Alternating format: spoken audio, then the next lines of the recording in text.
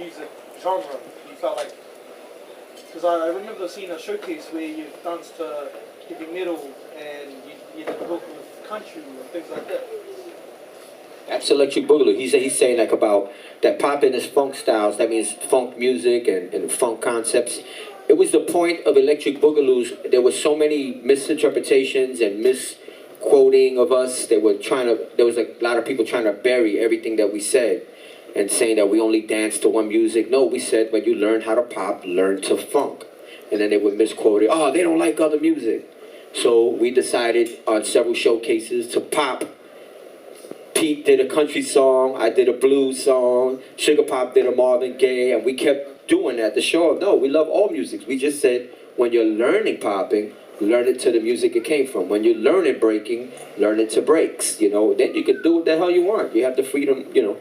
So I didn't start that. That was Electric Boogaloos, to show that we can dance to anything, you know, and we still will do that, you know.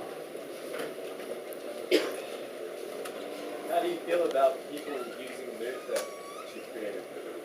I mean, I'm honored always, you know, when I see a cat do something that I did and they did it, you know, if I had $5 for every time they did a cross-leg round movement, I could retire.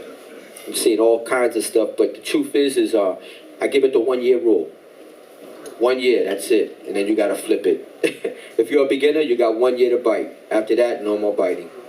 You know, they say if you don't bite, you starve. So you gotta bite. There's no doubt about that. I hate that people say they don't bite. That's BS.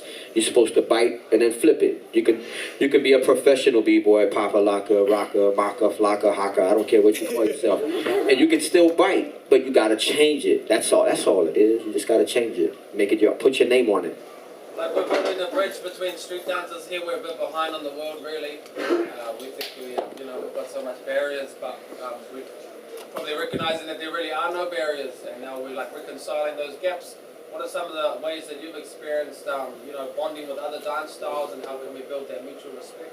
Well, I feel out here the first thing that my queens and our keys showed me is the culture here, and you're not in lack of culture in New Zealand.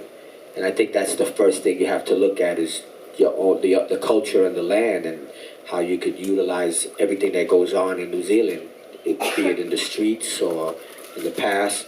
I think that's the first thing. That's what kind of separates y'all from everyone else, you know. And that's the first place I would look. And me, I'm I'm Latino, I'm Puerto Rican doing popping. And the first thing that they told me in Electric Boogaloos is do that Latin thing, man. Do that Latin thing, So I started doing like Latin moves within my popping. They were always encouraging me to be Latino while I'm popping and express my culture with their dance, because that dance is from Fresno. I'm from New York. And it worked. And then I started bringing in other things like the 52 hand styles that I did as a kid. I started, they encourage to put your own thing on top, and I would encourage y'all to dig into your past, your history, your parents, and find things and utilize it. Yep, I just have a question about when you're, the concept of calling out other b-boys or other dancers. Well, my career seemed to call out more than out of beef, but more into challenging others to see where you are, just for the fun of it as well.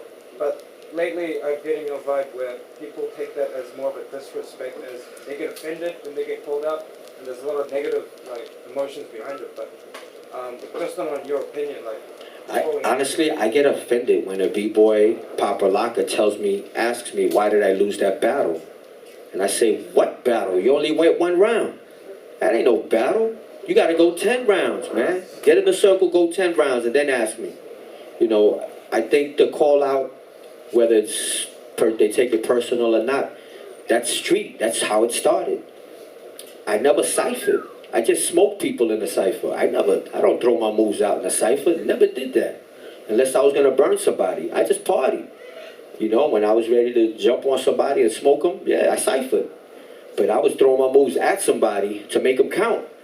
Not to take the weight off my move, so that, man, I ciphered that move so much when I finally threw in the battle, cats wasn't really feeling it. I didn't do that. Everything had a purpose, and a burn is a burn, a freeze is a freeze. That's done for battle, not for ciphering, man. Go party. And then when you're ready to smoke somebody, you open up that circle and call them out. And if they take it personal, then they're in the wrong field, We're supposed to be testing our skills against each other. How did you go into creating the Wiggle? Interesting, man. The wiggle walk is a move that I saw originally, the concept from Baryshnikov in the movie White Knights. And you know, we're always looking for a new move in a concept, and that movie was incredible. And then out of nowhere, he did that a bugged out slide going forward. It was, I guess, some kind of ballet footwork step. And I took it and I did it in a showcase, and I got no applause. So I added a little locking step in the middle of it, and then I added a person that taught me how to bop. Her name is Boppin' Tangerine. She was a student of Bop and Dre. And people don't know, she relocated to New York in the early 80s and danced with Magnificent Force, a little clique that we had. And she taught me the scarecrow pose that she did. So I did the scarecrow pose and the wiggle walk, and the rest is history. Now Justin Bieber's doing it. He owed me like 10 grand. 10 grand. I put a number on that one. Do you always name your moves if you create them? Always name your moves, just for cataloging purposes, but also so that the word will get out. When you throw that move, you give a name, then you coin the phrase of that move, and then it's yours. You know, put a stamp on it. I always also, whenever I get an opportunity to do film, I hit one of my trademarks in that. I make it part of the contract that I got to be able to hit a trademark, so that the move is mine. There's a year and a clip that goes with it. You're gonna have to get a clip for that video. So that's what that was like my little trick, you know. What's some advice on creation, like spontaneous creation? Or Freestyle is the key style, brother. Freestyle is the key style. We get so caught up sometimes in creating that we forget about the music and the love of music. Half my moves came from mistakes, from just flowing and freestyling, and I don't know where idea or move comes out. Aside from getting ideas from influences like I did from Baryshnikov, but creating is freestyling. That's a gift from the Almighty. That has nothing to do with us. That's just something that you tapping into in the universe, you know. So freestyle is the key style. Put music on and just get down. Don't think. I originally started dancing like learning choreography, like what some people call new school. But I hear a lot of disrespect from both sides. Just want to know your personal opinion. Well, one dance style should never disrespect or hate on another dance style. It's all dance, and I think that's yeah, exactly. No hate in the game of dance. So either style, we shouldn't say choreography style sucks. It's hard. It's hard to get moves in perfect sync with the person next to you, and you know, and to memorize all that and then to execute it and perform it with energy. That's difficult. It's not. The argument is not in the dance itself. It's in semantics. The word hip hop, and technically breaking b-boys, b-girls, and party dancers are hip hop dancers. Now the problem is when I go around the world, I'm getting these weird categories. They'll say, okay, we're gonna have the hip hop category and the b-boy category, and in my mind I'm like, what? That don't even make sense. In my generation, that don't make sense. The b-boys are hip hop. It don't get more hip hop than a b-boy or b-girl. There is no category that separates hip-hop from breaking. And then I would argue with promoters, so what's this category hip-hop and why aren't b-boys? Well, they're not hip-hop dancers. I'm like, what? You mean Ken Swift and Legs are no longer hip-hop? Did you send them the memo? Do they notice? You know, they got kicked out. I mean, they helped bring it. So that confuses people. Technically, it's not. It really is not hip-hop. That's not a disrespectful statement. It came from a beautiful style based off of street jazz. The sharp movement and the technique is based off of jazz dancers incorporating hip-hop moves. In New York, it was common knowledge that was street jazz. It was respected. We performed with street dance artists. They would do this incredible choreography. We would come in a freestyle, and it was a beautiful relationship. And it was a nice hybrid. But when these people, like a cat like Omar, went to California, they started calling him a hip-hop dancer. He didn't. They did. That's where the confusion happened. And then other choreographers just labeled themselves hip-hop. It's a money-making word. It's gold. It's platinum, you know? You say I'm hip-hop, that's it. Real hip-hop choreography would look more like what Elite Force did in Mariah Carey videos. It's not clean. It's not supposed to be. When you get 10 freestylers in one floor and you try to get them to match arms, their ego won't allow it. Hell no, I ain't doing it like you, motherfucker. You do it like me. You know, it's not gonna happen. Hip hop choreography is basically freestyle. But again, it has nothing to do with the style that choreography style dancers do. It's a beautiful style. It's just semantics. We got to get the words correct, and we got to move on. You know, and street jazz is a legit terminology. It's a beautiful hybrid, and we should all respect it. What's your mentality on b-boy circles or cycles? I just said it. I think b-boy, b-girl. We can't say b-boy without the b-girl, y'all. Always say b-boy, b-girl. And a cypher's cool. I'm always down a cypher. I'd rather party first. And I don't just cypher the cypher. When I cypher, it's to smoke somebody. I just don't throw moves away in a cypher, man. I never understood the logic of that. I never practiced with other cats. I would only practice vague shit. You know, my thing was the element of surprise, you know. And if I could catch that surprise, the crowd didn't see that move before, I'm going to get that crowd response. We battled for crowd response, you know. And nah, man, you know, it wasn't my thing. I understand today's generation that the need to cipher and throw down. But in my opinion, hold back a lot of that artillery, a lot of that ammunition, and save it and call somebody out. Make it worth something. And then every burn that you practice has a meaning now, you know. And that's my opinion. So it's mainly just a battle thing, you're saying? I would keep it like that. That kept going straight through the 90s, through the early 2000s, then it died with the events. People were only practicing to compete in these short dance contest battles. You know, the last battles I remember Gizmo and Remind. Two incredible b-boys battling in Club Art Hall in Japan. And I walked in, they were throwing down, murdering each other. Walked away, came back a half hour later, they were still going at it. Went and got a drink, came back an hour later, they were still battling. You count the rounds in an hour and a half. Who got that many rounds? Who got that stamina? Last man standing. You know when you lost the battle in the circle. You know why? Because you got to take a knee. There ain't nobody that's going to count you out and save you. 5, 4, 3, quit the ass whipping, 1. Nope. You're going to know you lost the battle when you taking the knee going, yeah. And you clapping for your opponent. So, now, my opinion, you know, no wasted moves. That's the way I remember it. That's how I feel. My opinion.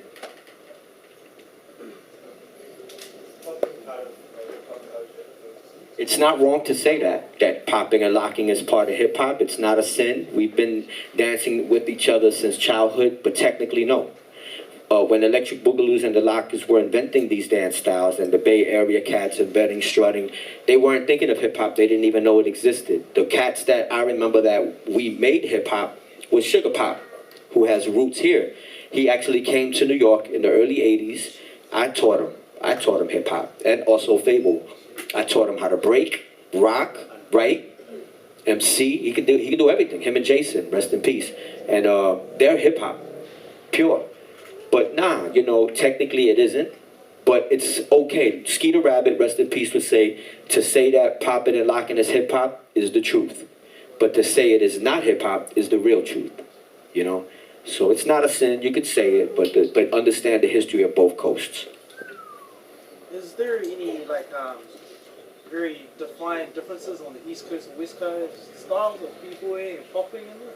Well, you know, this is the way we looked at it with popping and with b-boy. I'll speak on it on the hip-hop b-boy aspect of it. The reason why we always make the comparison with LA and New York is because they were popular places. One was Hollywood, the other was Broadway, you know, famous places. But the truth is, people neglected Jersey, Philadelphia, Boston, Connecticut. These are the surrounding cities of New York, where they got the skills way earlier than LA and developed. And that's why you get a lot of people from those areas now dominating, because they were hidden because they weren't in the media's eye. So for popping the same way, you're going to look around all the surrounding counties of LA and California and so forth before you're going to go to New York. That's across the whole nation. So, you know, you're not going to say that the best poppers were LA and New York. You're going to say, well, there were probably cats in freaking Oregon better than New York. They probably got it first. Same thing in New York. So when I remember traveling around, the cities that I remember that had the highest level skills, Jersey, I remember Boston. I remember Philly. Philly has some nasty cats. Now, when you talk about styles, in my opinion, I didn't see a LA style developed until I saw style elements in Renegades. The other crews did what everyone all across the nation did. They took a move that was already created and they just tried to do it as quick and fast and as many repetitions as possible. That was the concept in LA, Colorado, in Oregon, every city that I traveled to. They took the backspin, they tried to spin as fast, and that was common. But style elements brought something new to the game. So you could execute it better. Right. That wasn't just LA or New York. My point is that was global. I went to Hawaii, they were doing it. I went to the UK. UK had it first. UK was already killing the spins. The first time I saw something that I said, no, I never seen that before, was when I saw Remind, I saw Crumbs, I saw Quality, saw Ivan. Now that's when I said, we got a West Coast style here. That's when I agreed that at that point there was something brewing in these little cow towns in California. Renegades, style elements, and them cats. I called it abstract because I couldn't explain the shit. Could you please elaborate on your your oldest memories of Rocksteady and Zulu? Okay, Zulu, fear. That was my oldest memory. You had a cat named Trouble. That was his name. he was a Shaka Zulu, and he would roam the streets snatching beads. They would sweep the Bronx, man, looking for fake Zulus, eating Wise potato chips. Because back then it had pork, it had lard. You get caught eating the jelly bean, you get slapped up. It was bad, man. You couldn't eat pork, and they would snatch a bag of candy and read the label. Yo, Aki, read that. Lick it that you think it's in, or some shit. And then you read it and knocked out beads. I don't even know what that is, man. That was the Zulu I remember as a kid. They were still kind of thug. Rocksteady, like the same thing. They were stick-up kids. And when I first met them, they were Yoke City Mob. And the yoke is a headlock. You crack the egg and the yolk comes out. That was how you put people to sleep. So they had a crew called Yoke City Mob, and that was when I first got in. Yoke City had no pity on young kiddies. And then we hung out a lot and broke. Early memories was, I went to Art and Design High School. All of our keys and queens here know about this. The history of A&D with TC5. We were all together. Me, Fable, Lady Pink, Toes, Ernie, Mayor. We all went to school together. We had a crew called the Cool Five, TC5 or TC500, because there was a lot of us. And that's by way of TC5 I got in Rocksteady through those. And then when I hung out the first time, it was at a jam that they did, a showcase, and that's where I saw the whole crew, but I recognized everybody in RC not as B-boys.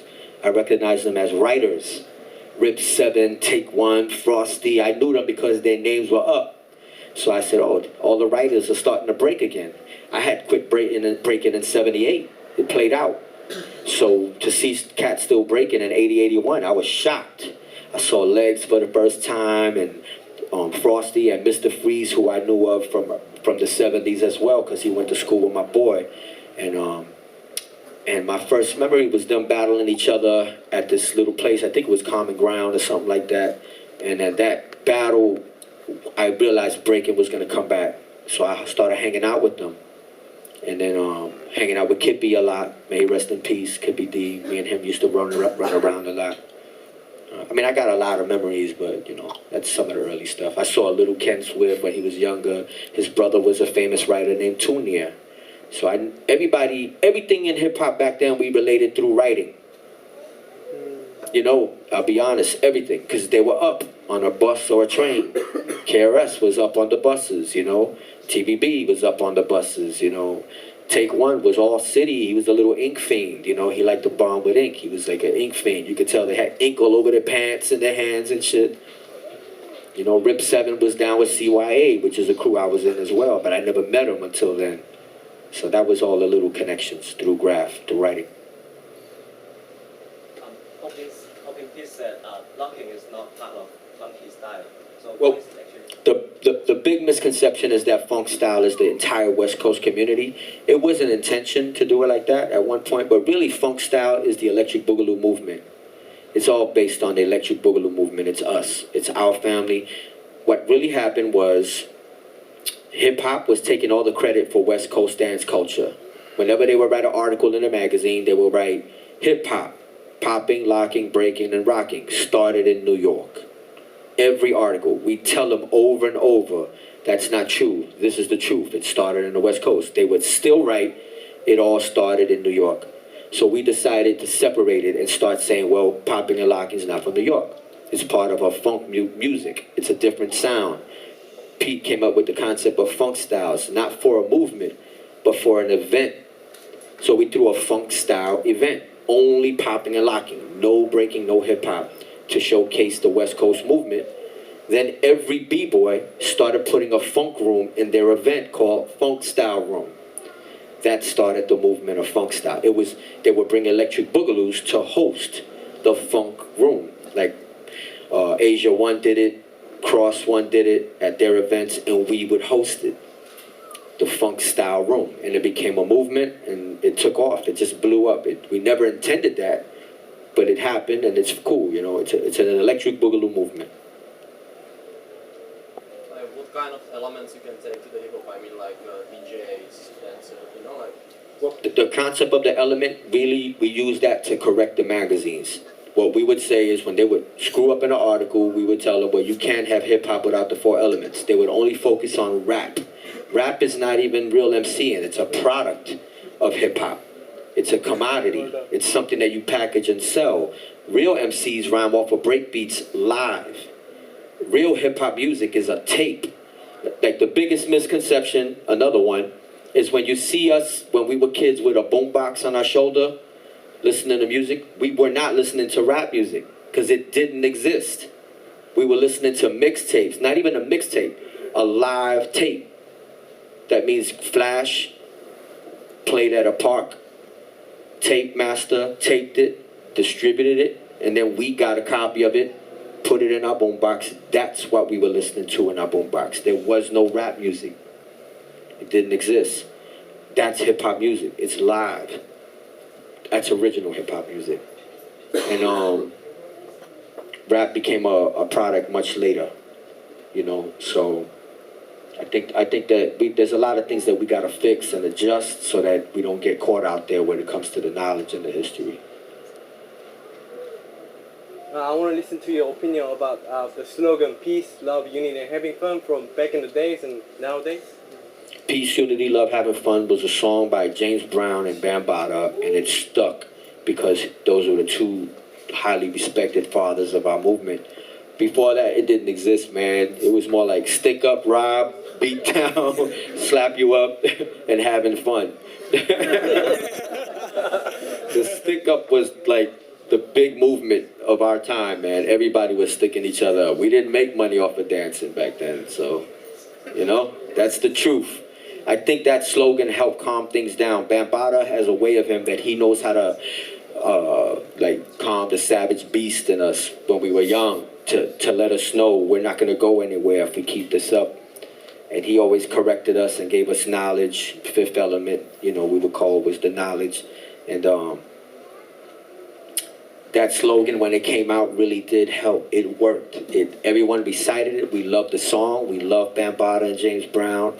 And it helped to maintain peace within the culture so we could enjoy it and hopefully not mess it up. Because before that, we were wilding out. Everybody was wilding out. And I think that would have took away from the movement, you know.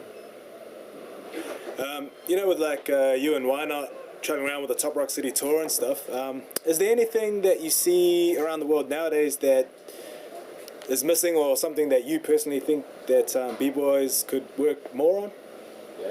Dance with the girls. I don't understand this, man. It was the easiest thing to do when we were kids. Actually, I always tell people I never danced for another dude in my life.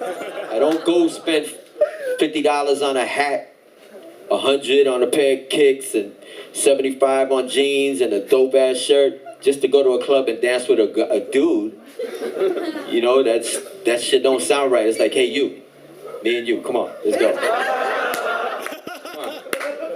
Hell no, man. We would go in the club, look to the left, see the B-boys, look to the right, see the girls, look at the bar. That was it. We was over there. We never danced for another dude. We would smoke the dudes because the girls were watching. Now we party with the ladies, party with the B-girls, man. The B-girls were so important. That's how we got the groove. That's why we were able to get so funky. Rocksteady was funky because we maintained the true tradition of hip-hop, which is socializing. Dip, dip, dive, so socialize. Clean out your ears, open up your eyes. We were at the party, man. You look at Crazy Legs in a lot of these films. He's party dancing. We wasn't paying attention to no B-boys. You kidding me? We was ready to smoke them. That's it. And go back on with the party. Hip-hop is a party, y'all. It always has been. It always will be. Hip-hop is a jam. It's a party. What happened to the original book, This Life of Boozer, Scarecrow Scully? I wish I had the answer. I know Boozer's online. He's on Facebook. Robot Dane is around too.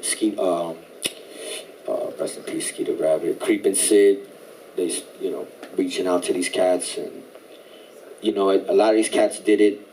They basically did their thing back in the late 70s, early 80s, and that was it. They're probably not going to come back to the dance, but I think that everybody just moved on with their lives, but they still support, they're still in touch. There was an award ceremony in West Coast, and they showed up and got an award, and I think that's cool, but I'm not sure if they're going to get back into dancing anymore, What do you think of all those new age dancers like Salah, Popping John, and do you think they have some kind of creativity into their new? Oh yeah, I think that there's most of the hype on a lot of new dances is based on YouTube, but that's the mistake. You gotta pay your tickets and go see these cats. There's a lot of creativity in them. I meet Poppin' John all the time in different events. He hangs out sometimes when we're teaching in LA. He'll come and he'll take a class from P, Pop, and myself. He'll hang out. Salah's my brother, I've known Salah since he was a young little skinny kid, and he was always hungry. Everywhere, when I went to Paris, everywhere I turned, he was there. I could be by the Eiffel Tower and looking at the tower, and I turn around, he's right next to me.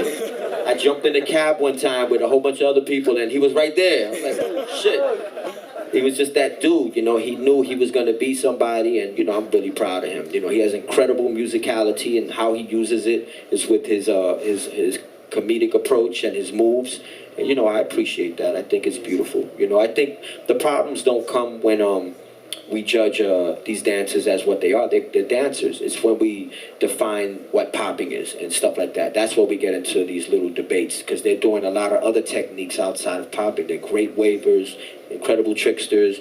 They do animation and robotics, which is all legit art forms within the context of the umbrella term popping. So I think that's when you get all these little debates.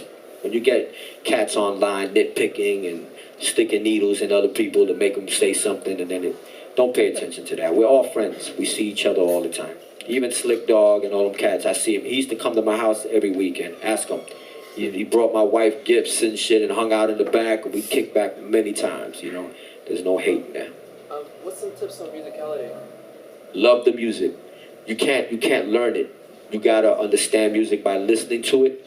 Understanding musical structure is musicality. It's a musician term, not a dancer term.